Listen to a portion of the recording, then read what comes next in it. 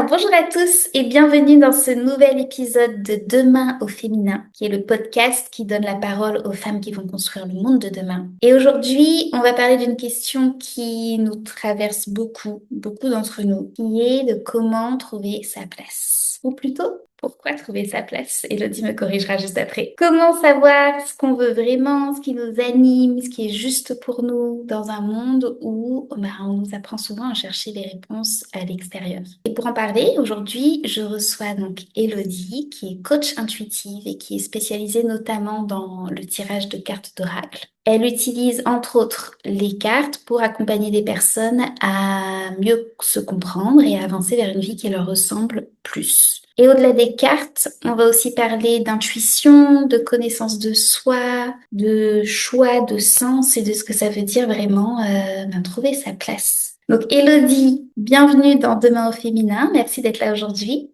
Est-ce que tu peux commencer Merci peut-être à par toi. nous... avec plaisir. Est-ce que tu peux nous raconter qui tu es et qu'est-ce qui t'a amené à faire ce que tu fais aujourd'hui? Ok, bon bah merci déjà de m'accueillir dans ce podcast, Pauline. Qui je suis, qu'est-ce qui m'a amené à tout ça? Bon, déjà, qui je suis, t'as bien résumé mon Mhm. activité aujourd'hui. Bien compris également. Donc, coach intuitive, j'accompagne les personnes à retrouver leur juste place. Alors, souvent, on parle de la place, c'est souvent des concepts, hein, on entend parler. On pourra l'expliquer tout à l'heure. Mais c'est vraiment retrouver du sens dans sa vie surtout. Retrouver également des choses qui nous correspondent et avec lesquelles on est aligné, sans se forcer, sans se formater, sans vouloir faire plaisir aux autres et vraiment en faisant des choses qui nous font vibrer, parce que c'est quelque chose qu'on a oublié. Et donc, en fait, comme tu le disais tout à l'heure, j'accompagne les personnes à travers donc, des séances de coaching, parce que je suis formée en tant que coach professionnel, et PNL, programmation neurolinguistique. Et j'utilise effectivement les oracles, les cartes et de l'intuition tout simplement. Super. Qu'est-ce qui m'a amené à ça du coup? Ouais, dis-nous, vas-y. J'ai parcouru moi-même ce chemin Mhm. de cette quête de place. Et puis ce qui m'a amené à ça, c'est vraiment cette perte de sens. Alors cette perte de sens, notamment dans un premier temps dans le côté professionnel. Et après, en fait, en faisant tout ce parcours sur moi, j'ai vu que, si tu veux, tout en fait émergeait au fur et à mesure. Après, la place dans la famille, la place dans le couple, la place avec ses amis, etc. Donc parce que je l'ai expérimenté sur moi et que j'ai vu les bienfaits Mhm. et les changements que ça amenait, j'ai voulu pouvoir le proposer au monde et aux personnes qui viennent me rencontrer. D'accord. Mais du coup, comment on sait qu'on n'est plus à sa place? Pour toi, ça se manifeste vraiment par cette perte de sens? Ça se manifeste comment, en fait, que dans la vie d'une personne? Alors, il peut y avoir pas mal d'exemples. Si je parle des miens, par exemple, Hmm. tu sais, être dans un boulot et puis ne plus réfléchir quand tu travailles. Tu arrives au boulot, tu ouvres la porte, tu te mets devant ton ordinateur, Mhm. tu commences. En fait, c'est que des automatismes. Et tu sais même plus, en fait, pourquoi tu fais ça. Pour la petite histoire, moi, de base, je suis juriste en droit du travail et directrice de ressources humaines par la suite. Et j'ai bossé longtemps dans un cabinet RH. C'est là que le déclic est venu parce que justement, on était juste avant le Covid et en fait, j'allumais mon PC tous les jours et en fait, un jour, je faisais aussi de l'intérim et un jour, j'ai un client qui m'appelle et qui me pourrit au téléphone en me disant non mais là, il m'en manque 20, ça va pas, que en gros, j'ai pas fait mon boulot, etc. Et moi, en fait, je me dis mais attends, mais on est en train de me dire que c'est moi qui ai pas fait mon travail pour d'autres qui ne sont pas allés au boulot, tu vois. Et là, Hmm. en fait, je me suis dit, mais en fait, qu'est-ce que je fous là? Vraiment, hein, je me suis dit, mais en fait, moi, je me tue à faire les choses bien. Et derrière, en fait, il y a des gens qui défont tout ce que je fais, quoi. Donc déjà, moi, ça a commencé, on va dire, par le côté professionnel. Hmm. Ces automatismes, ce manque de sens. Travailler dans un grand groupe, donc on me demandait aussi beaucoup de faire des choses auxquelles moi, je voyais pas vraiment d'intérêt, mais il fallait parce que tu étais dans le système grand groupe et qu'il fallait répondre à des exigences de chiffres, etc. Et quand j'ai mis le doigt dessus au niveau professionnel, tout de suite après, j'ai eu l'entourage qui n'a pas compris. J'ai eu l'entourage qui m'a dit mais tu te rends compte, tu as une voiture de fonction, tu as un bon salaire, t'es cadre, t'es ci, t'es là. Et en fait, je me disais, mais en fait, moi, tout ça, en fait, moi, je suis Élodie. Je suis pas cadre, je suis pas, tu vois, enfin, en fait, j'étais catégorisée par un travail que j'occupais. Et en fait, je me suis dit, mais en fait, l'image que je reflète, il y a personne qui voit que je vais pas bien. Et ça, Ouais. en fait, je me suis dit, ça, c'est grave, en fait. Oui, mais finalement, on peut se demander quand est-ce que les priorités ont été inversées à ce point. Moi, dans ce que tu me dis, effectivement, je trouve ça fou qu'on vienne privilégier en premier ces besoins matériels, la voiture de fonction, etc., versus, mais est-ce que cette personne va bien et est épanouie dans sa vie, quoi? Mm. Et exactement. Et en fait, c'est ce que je constate dans les dans les cas de personnes que j'accompagne, c'est que souvent, en fait, retrouver sa place et se refocaliser sur ce qui a du sens pour toi, ça passe par se dénuder ou séparer, dans tous les cas, Mm. du côté matériel. Mm. Un retour à l'essentiel. Et ça, pour le faire, c'est quelque chose, parce que moi je l'ai fait et je suis encore en train de le travailler d'ailleurs, c'est quelque chose qui est, alors je ne vais pas dire douloureux, parce que c'est pas le mot, la douleur serait quelque chose de négatif, mais je vais te dire, c'est parfois éprouvant, Mm. parce que c'est vrai que dans la société d'aujourd'hui, on est beaucoup conditionné par rapport à ce qu'on possède. Et même dans notre famille, finalement, dans notre famille, dans notre milieu, dans tes amis, dans les conversations qu'on a à table. Et c'est ce que je te disais tout à l'heure, quand je décide, enfin, quand je commence à émettre le souhait de quitter mon travail, mes amis ne comprennent pas. Mm. Mm. Tu te rends compte la place que tu as. Mm. Alors, Ouais. j'ai que quelques amis qui me disent, bah oui, après, si t'es plus OK avec ça, tu t'en vas. Et c'est là où on parle de place, parce que tu te rends compte la place que tu as. Tu sais, on dit ça pour un travail. Tu as Mm. une bonne place, mais pas du Ah tout, en oui, fait. c'est vrai cette Tu vois? expression. Ouais. Voilà. Donc, Mm. Mais c'est vrai donc que vrai. l'humain est câblé pour se concentrer sur ce qu'il va perdre plus que sur les opportunités autour de lui. Malheureusement, on est un peu câblé comme ça. Mais du coup, est-ce que ça veut dire pour toi que quand on cherche à trouver sa place professionnellement ou même dans la vie de tous les jours avec sa famille, etc., que on va forcément perdre quelque chose? On risque forcément de perdre quelque chose? Ben, ce que tu vas perdre, c'est l'emprise de ton entourage, l'emprise Mm. de ton travail.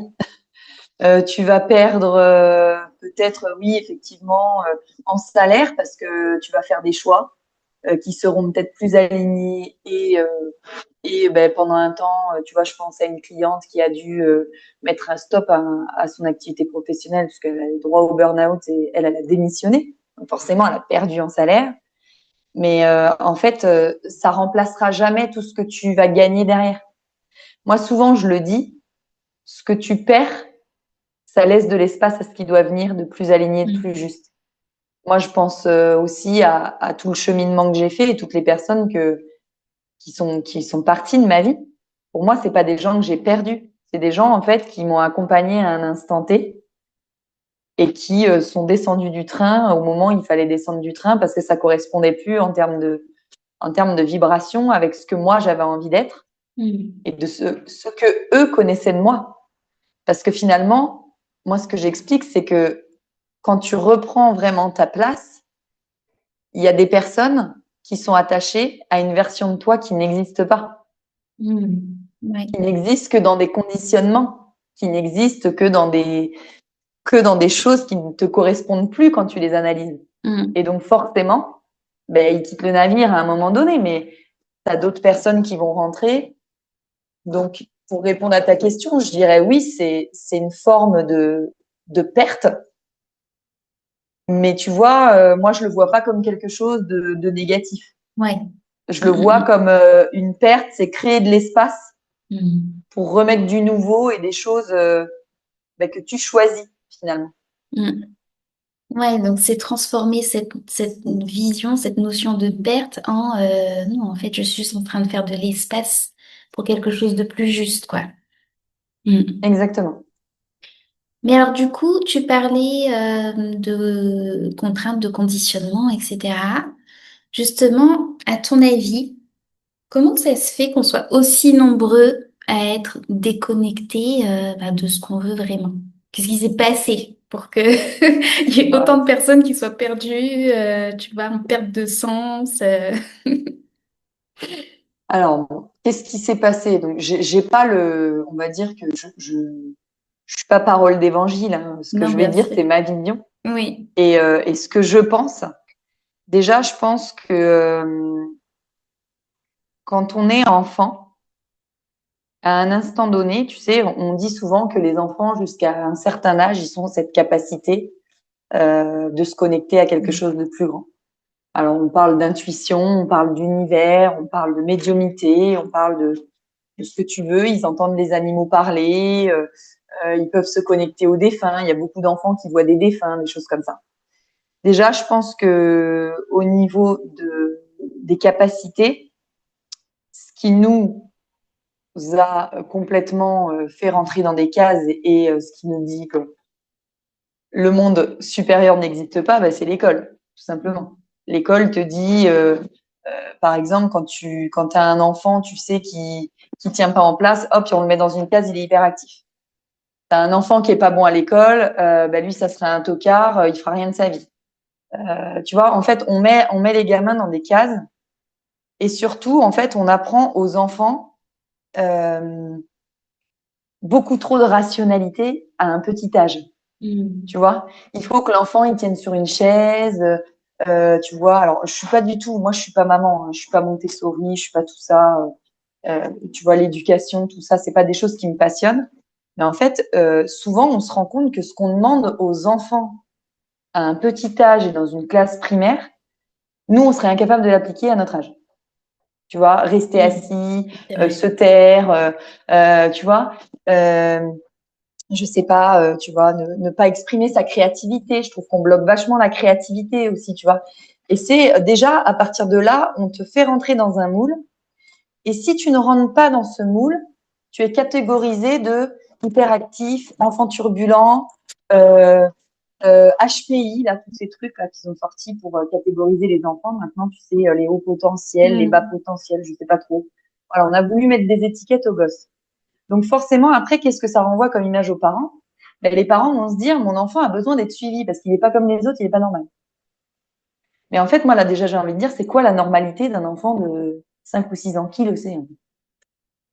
Je veux dire, Mm. aujourd'hui, dans la société à nos âges, à 30 ans, euh, on est tous différents. On a tous des jobs différents. On a tous une énergie différente. Il y en a qui vont se tuer au sport de 8h à 20h. D'autres qui vont lézarder dans leur canapé de 8h à 20h. Et pour autant, on ne dit pas que les personnes sont pas normales, tu vois. Et donc déjà, ça, je me dis, c'est un gros problème. Le deuxième problème, moi, que je vois, c'est, alors ça, c'est, on va dire, plus dans mes croyances profondes, Mm. c'est que souvent, on récupère les traumas. Ouais. Traumas transgénérationnels, donc des lignées familiales. Mais on récupère aussi l'éducation de nos parents, les mots MAUX de nos parents, les peurs de nos parents. Voilà, tout ce qui peut être en gros descendant, que ça soit dans l'éducation à proprement parler, mais aussi du côté énergétique dans le transgénérationnel, on récupère en fait déjà tous ces blocages, tous ces traumas, toutes ces peurs. Tu sais, moi notamment par rapport au travail, je sais que ces peurs-là ne m'appartiennent pas. Je sais que c'est des peurs qui appartiennent à mes parents. Quelle peur, par Mes parents, exemple? c'est, par exemple, pour avoir un bon job, il faut faire des études. Mm.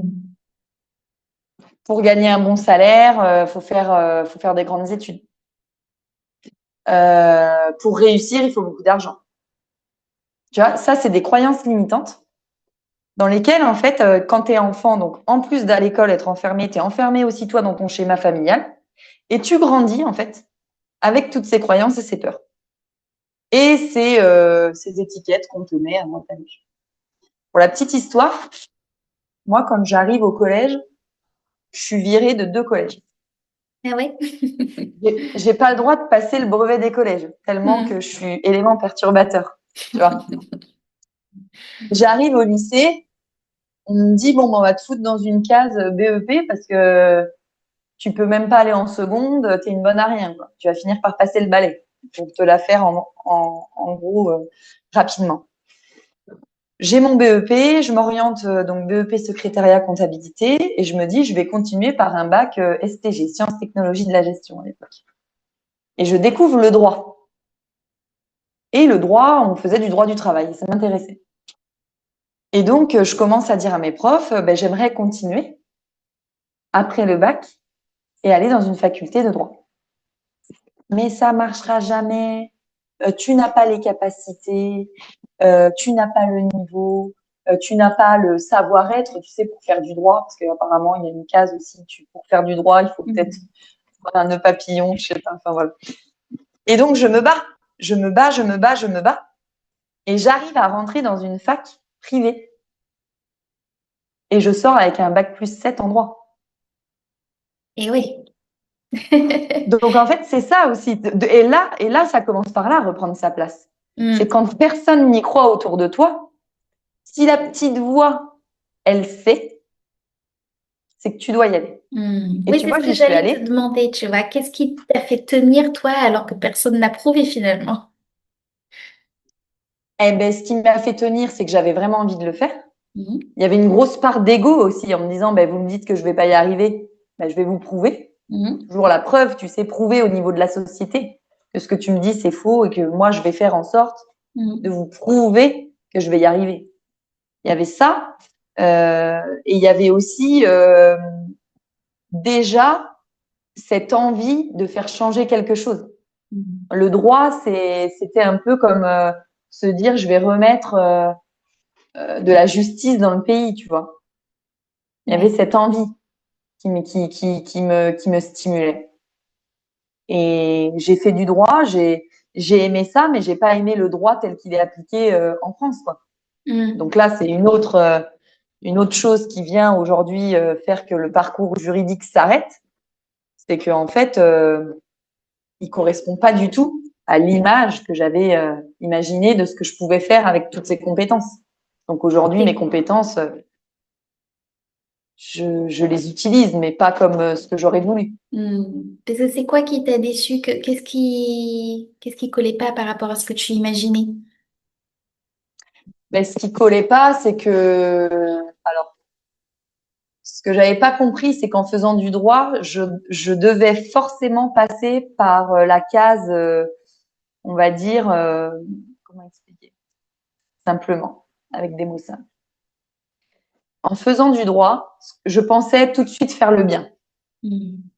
C'est-à-dire que moi, le but, c'était, par exemple, tu vois, je me suis spécialisée en juriste en droit du travail. Moi, le but, à la base, mon père avait vécu un licenciement économique à 50 ans, on l'a foutu dehors après 35 ans de boutique, il s'est retrouvé sans rien. Moi, j'ai vu ce que ça a fait dans ma famille, enfin, ça a bouleversé notre famille. Et je me suis dit, des gens comme ça, faut les aider.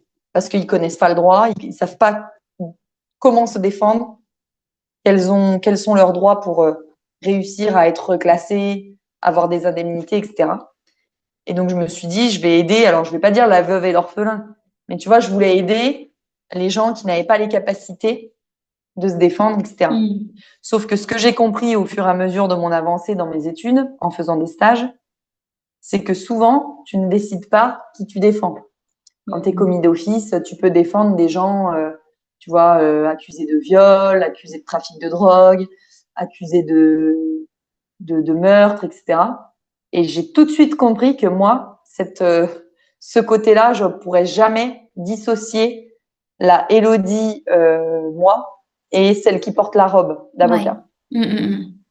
Donc c'est pour ça qu'après, je me suis vraiment spécialisée dans l'entreprise pour ne pas avoir affaire à à ces cas que j'aurais pas voulu défendre. Et en fait, quand je suis arrivée dans les entreprises en tant que juriste, je commence un premier emploi dans un syndicat patronal. Et en fait, à 27 ans, je suis quasiment à 27 licenciements. Ah ouais. On m'utilise comme une machine juridique pour dire, lui, il me plaît pas, tu me le sors. Mm. Lui, il a fait une faute, je veux qu'il dégage, etc., etc. Donc Et donc, en fait, je finalement, vois que ouais. Ce contre mes quoi études tu sont pas voulais du tout lutter, finalement, tu participais, quoi. revient. Exactement. Exactement. Et donc, du coup, en fait, j'étais pas du tout en phase avec ça. Mm. Euh, j'étais vraiment dans un monde de requins, quoi. Et je me suis dit, mais en fait, est-ce que tu as fait du droit pour ça? Et la réponse était clairement non. Mm. Donc derrière, je vais dans un cabinet RH faire du consulting, du recrutement, de l'intérim, etc. Et dans un grand groupe, donc là, il se passe 6 ans. Et au bout de 6 ans, ben là, c'est ce que je te disais tout à l'heure, quoi. Tu tournes en rond, tu allumes ton PC, c'est que des automatismes. Et en fait, tout ce côté intellectuel du droit, je l'ai plus. Mm. Donc je me dis, en fait, je m'ennuie. Je m'ennuie, je suis pas à ma place. Ce poste, il est barbant. Alors oui, le petit confort, comme je te disais, hein, voiture de fonction, salaire correct, pas loin de la maison, tu peux rentrer manger le midi, les horaires sont confortables, tu travailles pas le week-end, tu Ouais. as des RTT, c'est super. Mais à côté de ça, aucune. Tu vois, on parle souvent du burn-out, mais moi, j'étais en bore-out. Ça veut dire Mm. l'ennui professionnel. Ouais. Vraiment, Mm. et là, je me suis dit, ça peut pas durer, quoi. Et donc, je retourne après ça. On vient me recruter pour faire DRH dans une PME. Et là, je retrouve cet aspect un peu juridique. Ouais. Sauf qu'une nouvelle fois, on réutilise mes compétences Mm. ben, pour faire passer un texte qui doit passer vite, vite, qui va sucrer des avantages aux salariés, mais il ne faut pas le dire. Faire des malversations juridiques pour réussir à gagner de l'argent, mais Ouais. sans Mm. que ça se voit, en gros, voilà. Et donc, au bout d'un moment, je me dis, OK, qu'est-ce que tu choisis de faire, quoi? Ouais. Carrément. D'où l'intérêt finalement de pas seulement se demander qu'est-ce que je vais faire, où est-ce que je dois aller, etc., mais se demander vraiment pourquoi, quel sens il y a derrière tout ça. Parce que finalement, c'est parce que tu t'es resté connecté à pourquoi je voulais faire ça à la base que tu t'es rendu compte que ça convenait plus, quoi. Mm, Exactement. Et c'est très bien que tu viennes dire ça parce que souvent, c'est ce que je dis dans mes accompagnements mm, et c'est ce que je revendique. Et ça, c'est ma pierre angulaire de mon accompagnement. C'est avant d'aller chercher comment tu trouves ta place, où est-ce que tu veux aller demain, qui tu veux être demain, concentre-toi sur ce que tu vis à l'instant T qui fait que ça ne te correspond pas.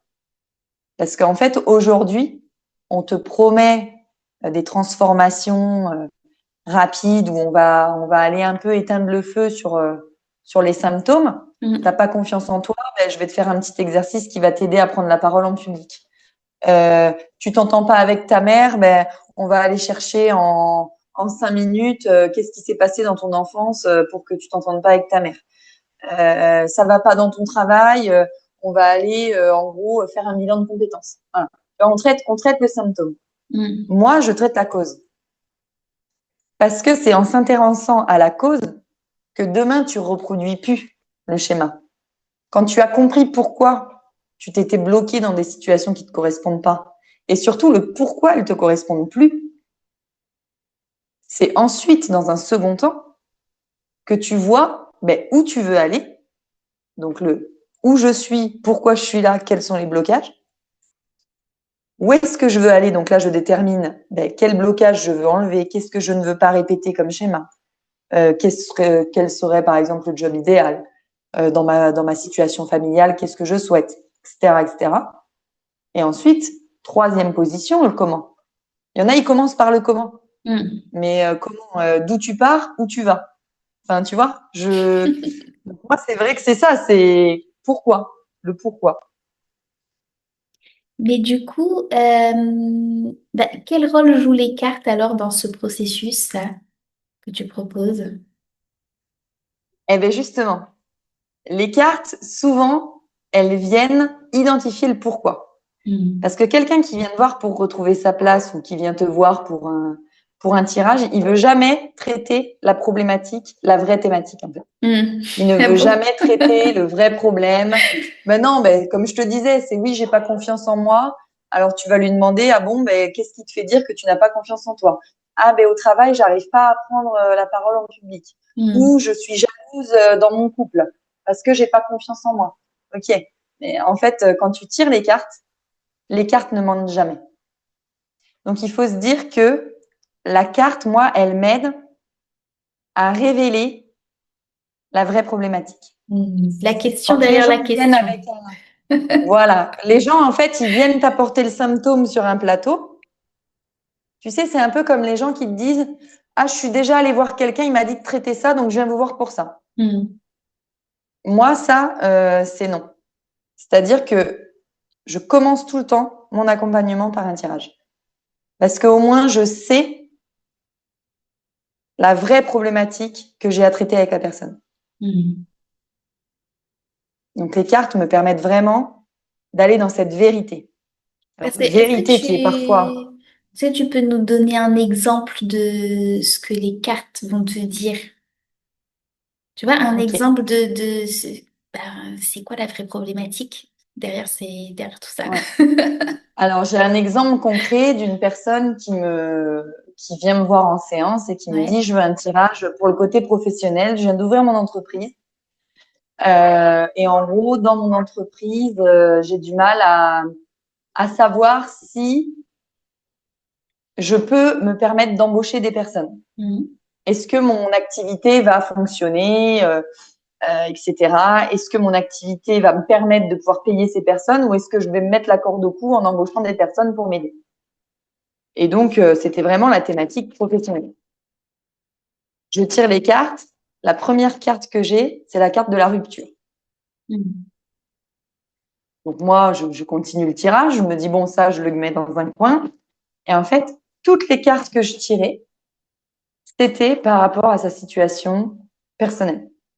Rien sur une thématique professionnelle. Ouais, d'accord. Mhm. Je redemande, voilà, je redemande parce que quand je tire les cartes, en fait, je me connecte à une énergie de la personne et je donne total pouvoir au guide de la personne de canaliser les messages et de transmettre les messages qu'il y a à transmettre. Donc, je redemande à ces guides, OK, mais sur la thématique professionnelle, qu'est-ce qu'il y a à dire?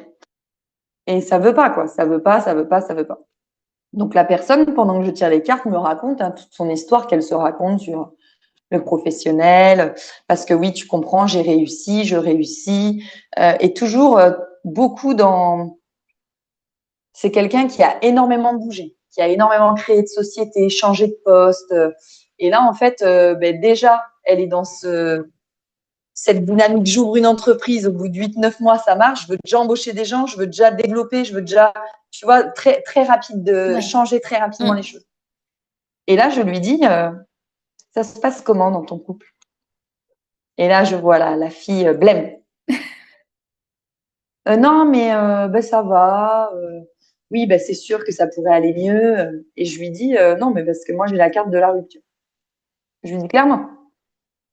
Et donc, je vois qu'elle sourit et qu'elle me dit, je sais, mais c'est pas le sujet que je veux traiter. Hmm. Sauf que moi, je lui dis, je ne traiterai pas le sujet professionnel. Mais ça, c'est moi. Oui. Elle va voir quelqu'un d'autre, l'autre personne va Hmm. traiter le problème professionnel.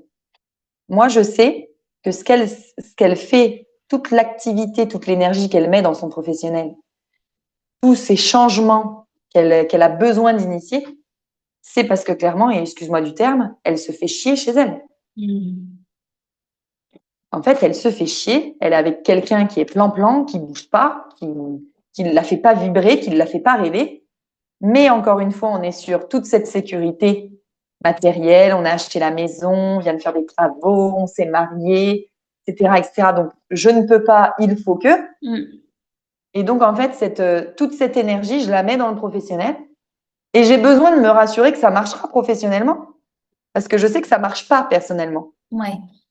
Sauf que, donc voilà, tu vois, par exemple, ça, c'est un exemple Hmm. concret que les cartes viennent révéler. Ouais. Et du coup, ça te permet de savoir que, en fait, ça sert à rien de traiter le symptôme, comme tu dis, parce que dans tous les cas, si ça va pas dans son couple, peu importe ce qu'elle fera dans son Exactement, entreprise, elle ira pas mieux, quoi. exactement, exactement. Ouais. Et c'est comme les gens, tu sais, qui ont des schémas répétitifs, qui te disent, Ouais. par exemple, je tombe toujours sur des tocards. Mm. J'arrive jamais à trouver l'amour, je tombe toujours sur des mecs bizarres ou des femmes bizarres. Mm. Ouais, ok. Ben ça, tu vois, par exemple, souvent quand je tire les cartes, c'est soit en lien avec le transgénérationnel et en fait, quand tu commences à leur dire, mais comment ça se passe la vie amoureuse de ta mère? Oh là là, mais c'est chaotique. Moi, je veux surtout pas être comme elle. Ah, mais c'est ce que tu es en train de faire. Tu reproduis Mm. un schéma. Donc en fait, tu vois, le fait de les cartes en fait te permet parce que mes oracles en fait, j'ai des oracles qui sont des oracles plutôt simples et j'en ai d'autres où c'est des oracles spécialisés dans le transgénérationnel Oui. où on peut aller identifier les blocages, etc. Donc en fait, elles me permettent déjà d'analyser la situation et ce fameux pourquoi. Mm. Pourquoi on est là aujourd'hui? Et souvent, c'est ce que je dis à mes clients. J'ai OK, pourquoi on se rencontre aujourd'hui? Et donc eux pensent que c'est pour quelque chose. Soit c'est confirmé par les cartes et ça arrive hein, que ça soit Ouais. confirmé. Soit ils sont complètement dans le déni et ça les bouscule un petit peu. Mm. Et du coup, qu'est-ce que vous faites de cette information après? Surtout si ça les a Avec, bousculés. Est-ce qu'ils alors, ben, l'entendent? là, il y a deux solutions. Il y a deux solutions. Ouais. Il y a les personnes, ben, du coup, qui se disent, bon, c'est trop compliqué de traiter ça maintenant. Ouais. Et ça, je peux le comprendre, hein, parce que Mm. pour avoir traversé des chemins un peu Oui. parfois chaotiques, tu te dis, j'ai pas l'énergie, j'ai pas la force, et je sais que c'est à traiter, mais là, je remets ça à plus tard. Mm. Et moi, c'est OK. Je vais jamais forcer quelqu'un à traiter quelque chose qu'il a pas envie de traiter, parce que de toute façon, ça marchera pas. Ou soit la personne te dit, ouais, au début, non, non, ça me parle pas, ce que tu me dis. Oh non, non, je vois pas de quoi tu parles. Tu sais, un peu genre, non, ma mère, il y a rien avec ma mère. Et puis, une semaine après, ils te réécrivent, en fait, j'ai réfléchi, j'aimerais bien aller voir plus loin par rapport à ce que tu m'as dit. Voilà. Et après, ben, on débute un accompagnement. Donc, après les cartes, la suite logique, c'est la numérologie. Parce que la numérologie, elle me permet d'aller voir les défis d'incarnation, les mémoires familiales, s'il y a du blocage. En fait, dans la numérologie, on peut aller voir, selon cette méthode, les qualités à développer. Tu vois, par exemple, la légitimité, c'est quelqu'un qui a besoin, tu vois, par exemple, là, je suis sur un cas où la personne, elle a zéro capacité, qualité de légitimité.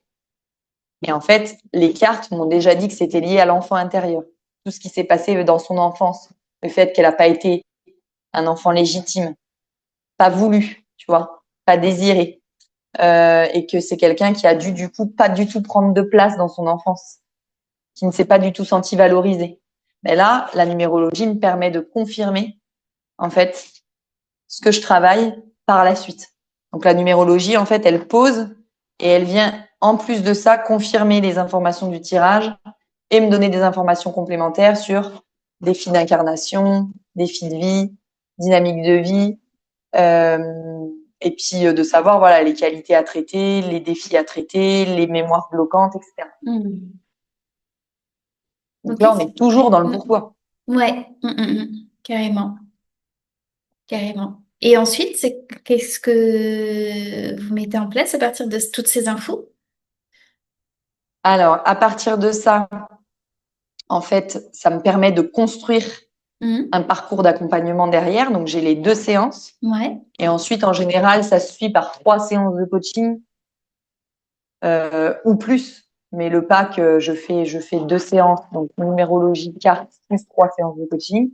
Et par exemple, pour l'exemple concret que je te donnais, pour la 3e séance de ma cliente, on va aller explorer sa place aujourd'hui. Donc là, entre les séances, en fait, je leur donne du travail. Donc là, je lui dis, OK, tu me dis ta place aujourd'hui, qu'est-ce que c'est? Et tu Mm. me prends tous les pans de ta vie, hein, professionnelle, en tant que femme, en tant que mère, en tant que fille. Voilà, on analyse la place aujourd'hui. On va venir dans un exercice de PNL ancrer cette place-là dans tes ressentis corporels, souvent, en te disant, OK, qu'est-ce que tu ressens? Est-ce que tu es à l'étroit dans cette place? Est-ce que tu respires? Est-ce que tu as du mal à respirer? Est-ce que tu te sens bien? Est-ce que tu te sens stressé? Et puis, voilà, la personne exprime ses ressentis. Et en fait, à partir de là, j'accompagne en fonction de ce que les cartes m'ont dit. Donc, ça peut être une reconnexion à l'enfant intérieur, aller chercher les blocages dans l'enfance, rassurer et valoriser l'enfant intérieur. Ça peut être des nettoyages au niveau chakra, purification. Ouais. Ça peut être tellement de choses. Je te donne des exemples. Ça peut être un travail sur le corps physique, acceptation du corps. J'arrive pas à perdre du poids. Je comprends pas. Je mets tout en place. Je veux perdre du poids, régime. Je fais du sport tous les jours. Je mange sain, etc. Je gonfle. Je perds pas de poids. Donc là, on travaille sur l'émotionnel. Quelles sont les émotions que tu manges, que tu avales, que tu n'exprimes pas? Donc là, tu vois, travail sur l'émotionnel, l'acceptation, exprimer ses émotions. Et beaucoup de travail aussi sur le positionnement. Parce que quand on parle de place, c'est se positionner face aux autres. Donc le Oui, c'est ce que... positionnement, c'est... Vas-y, termine, pardon. Le positionnement, c'est qu'est-ce qui t'empêche aujourd'hui Ouais. de te positionner face à la personne en face de toi. Que ça soit ta mère, ton patron, ton ami, ton chéri, ta chérie, tes enfants, etc. Oui, parce que ce que j'allais te demander, du coup, parce que là, tu nous as évoqué beaucoup d'exemples autour de, bah, du travail déjà, par exemple, de sa place à l'intérieur du couple. Tu nous as parlé de prise de poids, etc. En fait, ce que j'allais te demander, c'est qu'est-ce que ça veut dire pour toi, du coup, exactement, être à sa place? Être à sa place à 100%, tu vois. Déjà, est-ce que c'est possible? Et si oui, à quoi ça ressemble finalement? J'ai bon espoir que tout le monde y arrive un jour. Ouais. Pour moi, être à sa place, ça veut déjà dire faire les choses pour soi. Ça, c'est la première règle. Donc là, si les gens qui nous écoutent veulent faire un petit exercice, c'est de se dire, finalement, qu'est-ce que je fais vraiment pour moi? Je vais te prendre un exemple concret. Le sport, je le fais pour moi ou par rapport au regard que les autres ont sur mon corps? Est-ce que j'ai vraiment envie d'aller à la salle? Ou est-ce que j'ai envie d'aller à la salle pour avoir un corps modelé, summer body, avec toutes les exigences de la société? Parce que si tu as un petit peu de cellulite là et un petit peu de ventre, on va te dire que t'es pas assez bien pour plaire aux gens. Voilà. Tu vois, ça, c'est un exemple concret. Donc, vraiment, la première définition pour moi d'être à sa place, c'est de faire les choses pour soi. La deuxième, c'est de se dire, OK, comment aujourd'hui je me définis moi? Sans parler de, comme tu le disais tout à l'heure, mon travail, la personne avec qui je suis. Tu vois, moi, par exemple, je vis dans un milieu, mon conjoint est militaire. Et moi, je suis tout le temps la femme d'eux. Ouais. Et je reprends systématiquement les gens en disant, non, moi, c'est Elodie. Je ne suis plus accessoire de quelqu'un. Ça, c'est se positionner. Ou alors, tu sais, il y a des gens qui se définissent par rapport à mon mari fait ça, ma femme fait ci, ma mère c'est un tel, mon père c'est ça, ou se positionnent vraiment tout le temps avec une identité En rapport à qui se l'autre. raccroche à quelqu'un d'autre. Voilà. Donc là, en fait, c'est d'aller chercher quelle est ta propre identité qui se raccroche à personne. Ça, c'est très dur. Hein. C'est un travail que moi, j'ai C'est vrai. entamé en 2018. Ouais, 2018. Et je suis encore dans tout ce cheminement. Parce que c'est un travail de longue haleine d'aller chercher qui tu es vraiment. Et oui, Voilà. parce Et que du coup, ensuite, si tu te c'est... définis pas ni en fonction de ton métier, ni en fonction de l'autre, qu'est-ce qui reste? voilà. Et bien ça, ce qui reste, c'est ta place. Qui tu es vraiment. Qu'est-ce que tu aimes? Qu'est-ce que tu n'aimes pas? Mais pas par rapport aux autres, par rapport à toi. Qu'est-ce qui te fait vibrer? Qu'est-ce qui te fait peur? Parce que les peurs, c'est normal, il faut vivre avec et les accepter. Et c'est des moteurs, les peurs. Mais c'est pas les peurs des autres. Tu vois, les gens qui me disent, j'ai tout le temps peur des araignées. Moi, c'est le cas. J'ai peur des araignées. Mais est-ce que c'est ma peur ou c'est parce que ma mère, à chaque fois qu'elle voyait une araignée, elle hurlait? Hein? Est-ce que c'est ma vraie peur finalement? Et après, c'est de se dire, OK, ben, une fois que j'ai défini tout ça, vraiment ce qui est à l'intérieur de moi, et je suis pas là pour plaire aux autres. Déjà, c'est un gros travail de détachement du jugement, du regard des autres. Donc, c'est pour ça que ça nécessite d'avoir un entourage sain. C'est pour ça que tout à l'heure, au début, tu me disais, ouais, tu perds des choses. Oui, mais ce que tu perds, elle permet derrière toute cette perte, elle permet ton évolution. Parce que quand tu es dans un entourage sain qui te correspond et qui est OK avec le cheminement que tu es en train de faire, personne va te juger parce qu'un soir, tu vas dire, non, là, j'ai pas envie de sortir avec vous parce que j'ai besoin d'être seule. Oui. Tu vois, écouter ses besoins. Écouter ses besoins, ne pas se forcer. Ça, c'est trouver sa place. Ne pas se forcer et ne pas se forcer pour les autres, pour faire plaisir. Pour moi, c'est tout ça. En fait, c'est retrouver sa place, c'est vraiment vivre pour soi et ne plus se soucier des qu'en dira-t-on, du regard des gens, de ce que les autres vont te penser de toi, et ne plus avoir peur de perdre les gens.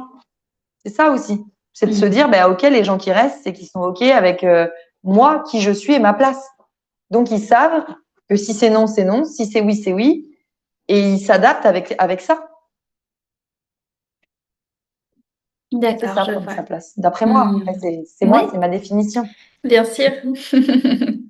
Mais tout ça, tu vois, je me dis, c'est quand même des gros changements de posture, de positionnement, comme tu dis, d'habitude, hein, parce que mine de rien, quand on a fonctionné comme ça toute sa vie, j'imagine que ça change pas en un claquement de doigts. Mais du coup, à ton avis, qu'est-ce qui fait passer de la prise de conscience, de je me rends compte de ce qui me convient pas, etc., à OK, maintenant je suis capable d'ancrer ça durablement dans ma vie. Qu'est-ce qu'il faut pour faire ça? Alors déjà, pour moi, ce qu'il faut, c'est un travail continu. Mhm. Alors, travail continu, j'entends, hein, ça peut être un travail par des lectures, tu vois, par des groupes de parole, des choses qui sont pas forcément payantes chez une thérapie ou chez un coach, etc. C'est vraiment aller, quand tu as puisé, que tu as compris, que tu as le déclic et que tu as ton pourquoi et que tu te dis, OK, maintenant, j'ai ce que je veux être et j'ai le comment, eh ben, du pourquoi à ta destination finale, il y a toute la route à faire. Mhm. Donc, c'est une route où tu vas avoir des rechutes, tu vas avoir des gens qui vont te faire replonger, puis tu en as d'autres qui vont t'élever vers le haut. Puis toi, tu vas prendre des décisions qui vont te faire avancer, etc. Pour moi, c'est un travail quotidien. Tu vois, c'est vraiment se dire, déjà, quand ça te. Il y a des phrases que je dis qui sont très simples quand tu es dans une situation. Si tu as un doute, c'est qu'il n'y a pas de doute. L'esprit n'a pas de doute. Donc, Mhm. à partir du moment où tu commences à avoir un doute dans une relation, ben, tu vois, par exemple, moi, ça, je le dis, je dis un doute dans une relation, ben, le doute, il n'y a pas de doute, donc ça Mhm. part. Le boulot, si je commence à me dire, ouais, bon, mais j'ai des doutes sur, ouais, comment ça va se passer demain, etc. Ben, en fait, il faut passer à l'action, c'est tout. Quand tu me dis comment on fait, ben, c'est passer à l'action, sauter dans le grand bain sans brassard et de voir. Et souvent, moi, je dis à mes clients, en fait, qu'est-ce qu'il y a d'irréversible? C'est Au vrai. pire des cas, tu le fais, ça marche pas. Ben, ça marche pas. Tu Mhm. recommenceras. C'est comme, tu vois, les gens, quand je leur dis qu'est-ce qu'il y a d'irréversible, ils me disent, ah ben si, la mort quand même. Mais même la mort, c'est pas irréversible. Moi, je Mhm. crois en la réincarnation. Quand tu fais de la numérologie, tu peux regarder si la personne, elle s'est réincarnée, etc., etc. Pour moi, même la mort n'est pas une fin en soi. Parce que tu peux te réincarner pour revenir travailler des choses. Donc, en soi, ben, fais-le. Si ça marche, tant mieux. Si ça marche pas, ben, tu recommenceras. Ouais, En fait, il carrément. faut oser passer à l'action et oser. Et en fait, à partir du moment où tu oses et que tu vois que ben, ça marche, que par exemple, ben, c'est dur de sortir une personne de ta vie, mais que quand tu la sors, tu te dis ah oh là là, mais je me sens mieux. C'est quelqu'un qui me finalement qui me vampirisait. Ah, j'étais fatiguée quand je la voyais, etc. Ah, et maintenant je me sens mieux. Mais là, tu comprends en fait que petit à petit, ben, les actions que tu mets en place, elles vont t'aider dans Mhm. ton cheminement. Donc, oui, il faut passer à l'action. il faut avoir des peurs, mais des peurs saines, c'est-à-dire pas des peurs qui te sclérosent dans l'inaction. Donc, les peurs, elles motivent. Donc, en général, quand on a peur, c'est qu'il faut y aller. Tu vois, moi, j'ai monté mon entreprise. Je suis passée de DRH avec un super salaire à là, mon entreprise où ben, c'est plus incertain, c'est plus fluctuant de mois en mois. Ben, je me dis, ben, j'y vais. Et puis, ben, si ça marche pas, au pire des cas, ben, je retourne quelque part bosser. Mm. Et je continue ce projet en parallèle parce que c'est mon projet de vie et que j'y tiens et que je veux le faire. Il y a toujours une solution. En fait, les gens pensent que on va appuyer sur un bouton, la Terre va exploser. Non, tu vois, et il faut passer à l'action et écouter ses peurs parce que quand on écoute ses peurs, c'est que quelque chose en face de grand se joue et il faut y aller. Il faut vraiment Mm. sauter le pas. Mais alors du coup, est-ce que ça veut dire que prendre sa place, ça veut dire forcément changer de vie, changer de métier, changer de couple, changer de ville? Est-ce que c'est forcément des gros changements comme ça? Pas du tout. Mm. Pas du tout. Parce que regarde, moi, pour exemple, j'ai changé de travail Ouais. et mon conjoint, ça fait 10 ans que je suis avec lui. Et pourtant, la Élodie d'il y a 10 ans et la Élodie d'aujourd'hui, Mm. pas du tout la même. Mais en fait, tu vois, pour moi, reprendre sa place, c'est vraiment euh, retrouver une version de toi plus apaisée. Mm. Parce que tu t'es plus dans la lutte, en fait. Et finalement, toutes les personnes qui aient été rattachées à cette colère vont partir parce qu'ils t'identifient à cette colère, en cette fait que tu sois écorché vive, qu'il y a des sujets, moi je le sais, moi j'étais écorché vive, il y avait des sujets, ça me faisait partir dans les tours et tout ça. Et aujourd'hui, tu vois, même mon conjoint, il me dit, ah, mais moi, je suis content parce que tu t'es calmé, t'es beaucoup plus posé, t'es beaucoup plus calme. Je gueule moins pour le caleçon qui traîne au bout du lit, tu vois. Voilà, tu vois, je me suis dit, allez, lâche prise là-dessus. Donc, Mm. tu vois, non, mais je rigole de ça, mais c'est vrai. Tu vois, alors tu peux changer de travail, mais tu vois, par exemple, quelqu'un qui serait fait, je te dis une bêtise, la personne, elle est comptable. Elle est passionnée de comptabilité. Reprendre sa place, c'est peut-être juste changer l'entreprise, mais garder la compta. Ouais. Ou peut-être reprendre sa place, c'est arrêter d'être la petite main de l'expert comptable et faire en sorte de passer expert comptable, Mm. d'évoluer. Tu vois, ça peut être des choses comme ça. Ça ne veut pas dire tout changer, tout refouler. Euh, Moi, ça, je suis pas d'accord avec ça dans le sens où il y a des gens que tu gardes quand même autour de toi qui sont vraiment heureux que tu sois toi dans ce cheminement et qui sont vraiment attentifs à tous ces changements que tu entreprends et qui se disent ah, ouais, quand je repense à la Elodie d'hier et que je vois la Elodie d'aujourd'hui, bravo, tu vois, parce que c'est Mm. super. Mm. Mm. Et en fait, ces gens-là, moi, ils sont restés dans ma vie. Donc non, c'est pas tout foutre en l'air, c'est pas partir à l'autre bout du monde, etc. Mais tu vois, par exemple, est-ce que c'est vraiment se poser la question, comme tout à l'heure, je te disais, hein, est-ce que ce travail me correspond vraiment? Est-ce que la personne que j'ai en face de moi me correspond vraiment? Ou est-ce que je reste avec par obligation, etc. Donc après, quand tu as éludé toutes ces questions-là, ben, ce qui va plus, ça s'en va, mais ce qui va, ça Mm. reste. Tu vois. Ouais. Ouais, ouais, carrément. Et Et en plus, ouais, vas-y, dis-moi. je voulais dire en plus, vu que tu as de la place supplémentaire, ben pour qui ça vaut le coup et pour qui ça reste, ben tu as encore plus de temps à passer avec eux, Ah oui, tu as carrément. encore plus Mm. d'amour à leur donner parce que Ouais. tu n'as plus de fuite d'énergie à droite à gauche en fait. Et les moments que tu partages avec ces gens-là, tu vois, moi je pense à mes amis, c'est des moments qui sont vrais. Et c'est là où tu te rends compte à quel point ben, la vie regorge de toutes ces choses simples, Mm. desquelles on s'est éloigné, desquelles on s'est écarté. Et en fait, quand tu remets ton intention sur ça, ben, c'est ça le plus important. C'est Carrément. plus la voiture de fonction que tu possèdes, les 3 tickets restaurants par mois que tu Mm. as. Voilà, tu vois, il n'y a plus de tout ça.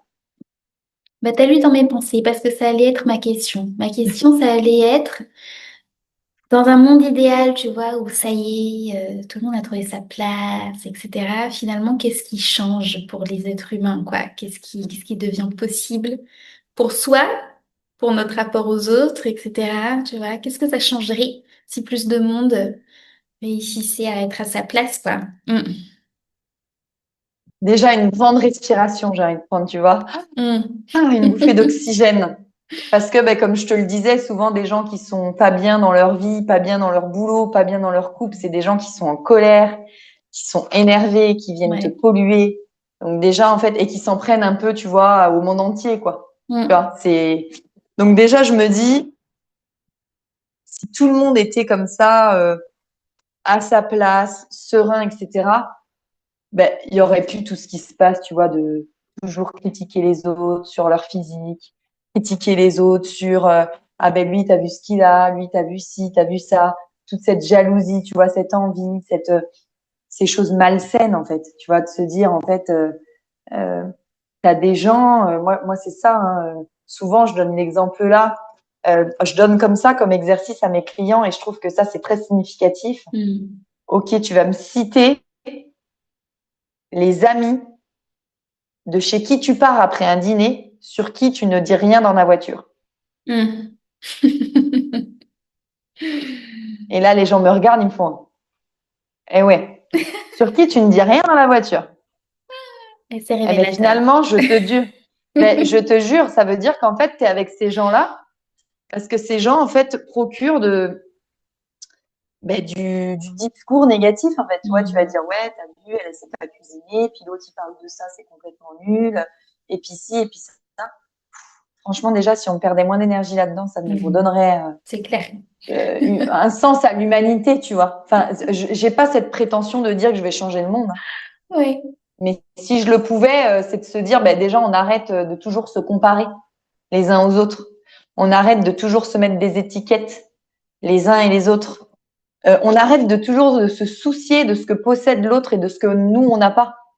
Parce que peut-être que l'autre, il possède une grosse maison, une grosse voiture, mais que ben, toi, tu as quelqu'un à côté dans ta vie qui est super, ton compagnon, il est super, et peut-être que tu Mm. as ben, une petite voiture, une petite maison, mais que tu es 3 fois plus heureux que le mec qui en montre à tout le monde qu'il a tout, quoi. Tu vois. En fait, c'est toujours cet esprit de comparaison. Je me dis, on sortirait de ça déjà, on sortirait de toute cette critique, ces jugements. Et puis je me dis, c'est bizarre ce que je vais dire, mais je sais même pas si le monde serait pareil parce que il y aurait plus besoin de tous ces courants politiques, tu vois, ces trucs qui divisent en fait les religions, les choses comme ça. Il y aurait plus besoin de tout ça parce Mm. qu'en fait chacun ferait les choses pour lui et il aurait plus besoin de croire en quelque chose pour se mettre dans une case ou dans une communauté ou dans une ou tu vois d'exister à travers quelque chose en fait. Ouais. Donc je me dis il y a plein de choses qui s'arrêteraient. Ah, ça c'est ma croyance, hein, mais pour moi la politique s'arrêterait, les religions s'arrêteraient. Il y a beaucoup de choses qui s'arrêteraient parce qu'en fait, après, il faudrait pas que ça soit non plus l'anarchie, tu vois, chacun fait ce qu'il veut, mais j'ai envie de te dire, il y a forcément des gens à qui la place de président correspond. Mm. Mais est-ce que ce sont tous des gens honnêtes qui ont trouvé leur place sereinement? Je ne sais pas. Et tu vois, je me dis, ça changerait énormément de choses, hein. Ça pourrait bouleverser le monde, effectivement. Mm. Carrément. Mais du coup, qu'est-ce que tu dirais à quelqu'un, tu vois, qui dirait, ouais, mais trouver sa place, c'est le travail d'une vie, en fait. Est-ce que tu es d'accord avec ça? Ou est-ce que tu penses que non, on n'a pas besoin d'attendre d'être mort pour être à sa place, quoi? Alors, alors, euh, je vais faire une réponse de Normand. Euh, C'est-à-dire que je pense que c'est le travail d'une vie, Ouais. parce que je pense que toute sa vie, on doit prendre sa place. Une fois Mm. qu'on est passé par ce pourquoi, où je vais et comment, ben en fait, tous les jours, c'est un peu comment, tu Ouais, vois. Voilà, ouais. tous les jours, tu expérimentes et pour moi, le travail d'une vie, c'est oui, prendre sa place, ça peut être le travail d'une vie dans les actions. Par contre, effectivement, je suis d'accord avec le fait de pas attendre d'être mort pour trouver sa place. Mm. Mais là, je vais faire une petite nuance, c'est qu'il y a des personnes qui nous écouteront, ou même des personnes que j'accompagne, qui ne sont pas dans une incarnation aujourd'hui Mm. qui leur permet de trouver leur place. Ah ouais, d'accord. Ok. Mm. parce qu'ils sont venus travailler sur d'autres choses. Moi qui Hmm. crois, tu sais, à ces vies antérieures, les incarnations, etc., parfois quand Ouais, je fais de la numérologie, euh, parce que la numérologie peut te dire, hein, le défi numéro un, c'est la place. ouais. À partir du moment où là, c'est que tu es prêt, t'es mûr, on va dire, pour travailler là-dessus. Hmm. Ça veut pas dire que tu vas réussir, mais t'es mûr pour travailler là-dessus dans cette incarnation-là.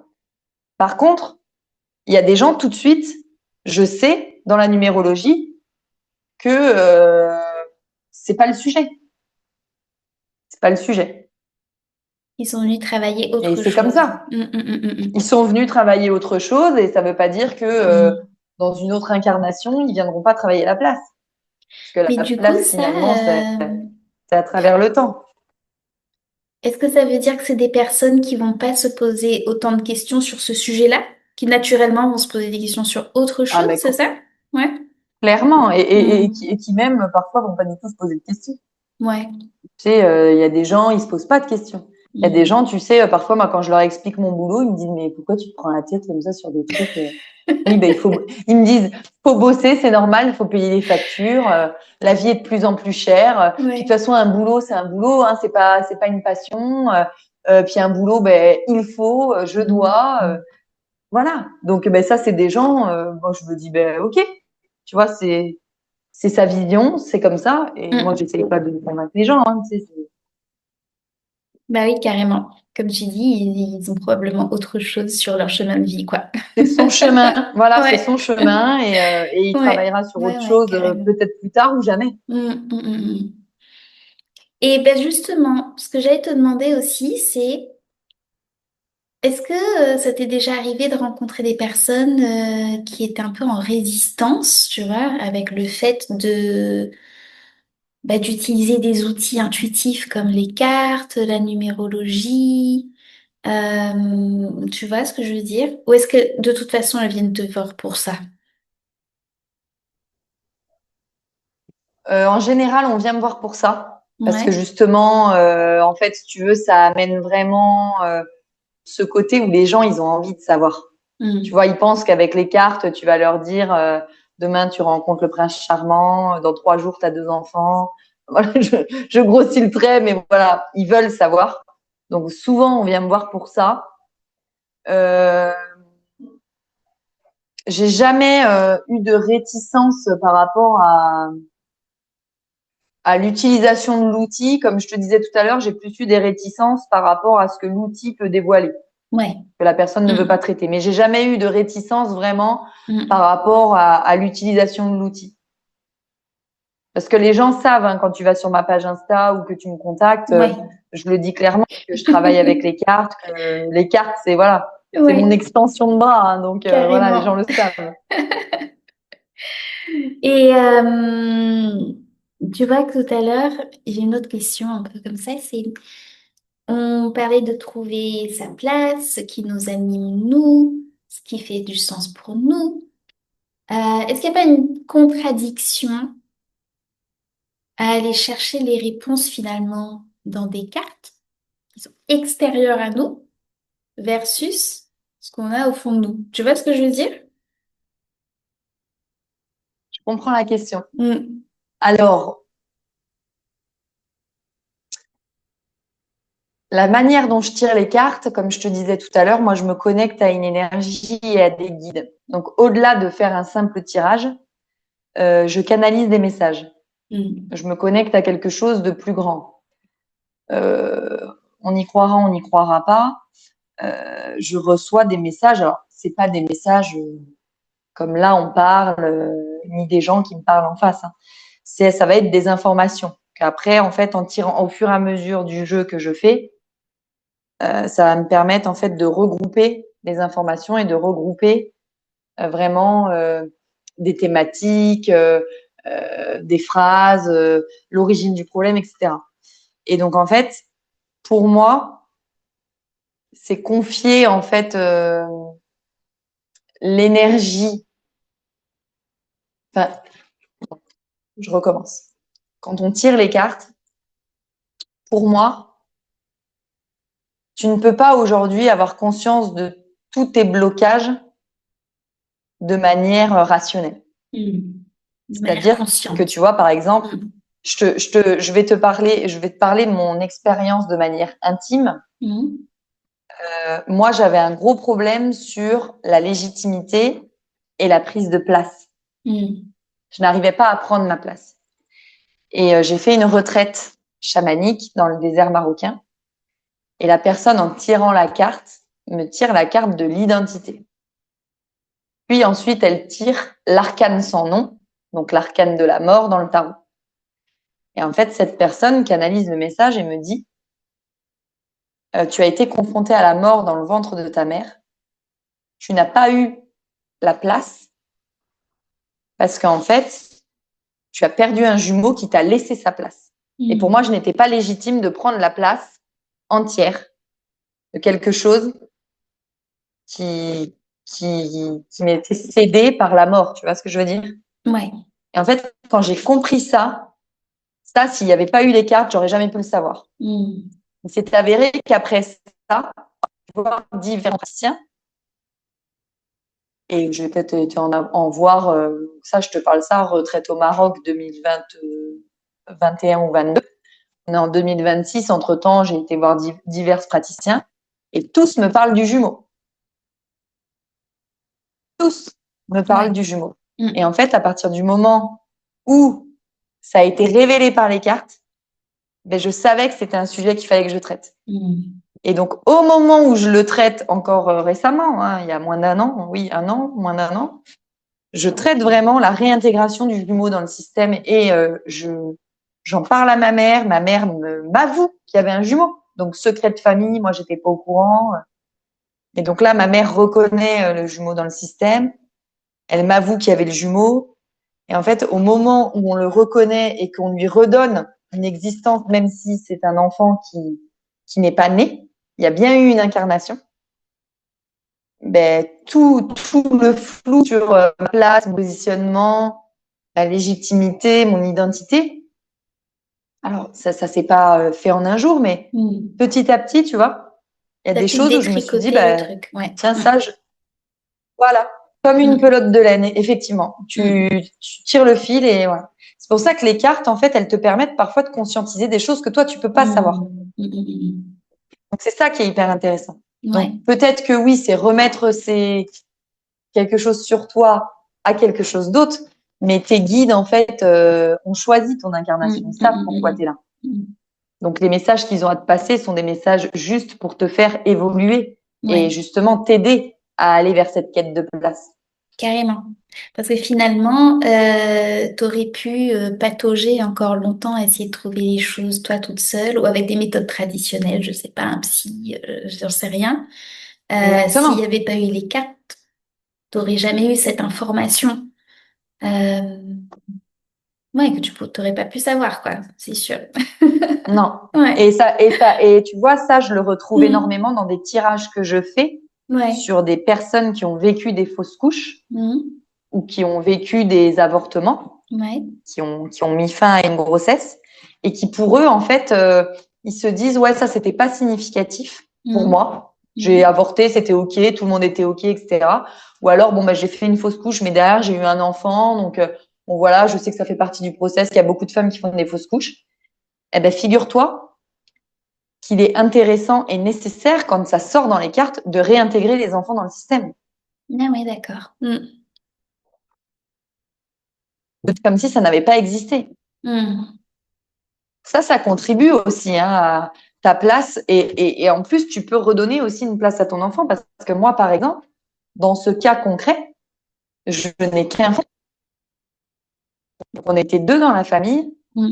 Mais en parlant à ma mère de ce qui s'est passé, elle m'a avoué qu'il y a eu un avortement avant mon frère Mm. et un jumeau en même temps que moi. Mm. Donc déjà de deuxième de la famille, de la place de deuxième, je passe déjà à la place de troisième. Donc tu vois, tout ça, c'est aussi euh, relégitimer Ouais. sa place vraiment déjà dans la généalogie, tu Mm, vois. mm, mm, mm. Ça, c'est Carrément. important. Carrément. Ouais, c'est super intéressant. Bon, alors du coup, si on a envie de pouvoir découvrir tous ces messages, si on a envie de pouvoir travailler avec toi sur sa place, comment on fait? Comment on fait pour te contacter? Comment ça marche, etc. Eh ben, sur Insta, je pense que tu le mettras en dessous, mon Insta, Ouais. dans la définition. Donc, je passe beaucoup sur Instagram parce que c'est un outil qui est plus facile pour moi d'utiliser. Et donc, sur mon Insta, déjà, donc, j'ai un lien où j'ai fait une vitrine où j'explique un petit peu ma méthode et mes différentes prestations. Donc, il y a juste à me contacter par DM ou alors par mail. Donc, j'ai une adresse mail elodie.velvaer@gmail.com. Pourra renoter en dessous si Mhm. tu veux. Mais voilà, principalement le canal, c'est Insta. Ça marche bien, les gens me contactent Donc, on te et ça se fait contacte bien. sur Si on n'a pas les Instagram, réseaux oui. sociaux, Mhm. si on n'a pas les réseaux sociaux, parce que ça arrive encore aujourd'hui, Oui. je pourrais laisser mon mail ou mon numéro de téléphone, il n'y a pas de problème. Oui, bien sûr, on laissera toutes tes coordonnées. Ok, donc on te Voilà. contacte via Instagram par exemple ou par message. Et qu'est-ce que tu proposes comme formule en ce moment d'accompagnement, d'offre? Alors en ce moment, et je pense que ça sera pour un petit moment, parce que Mhm.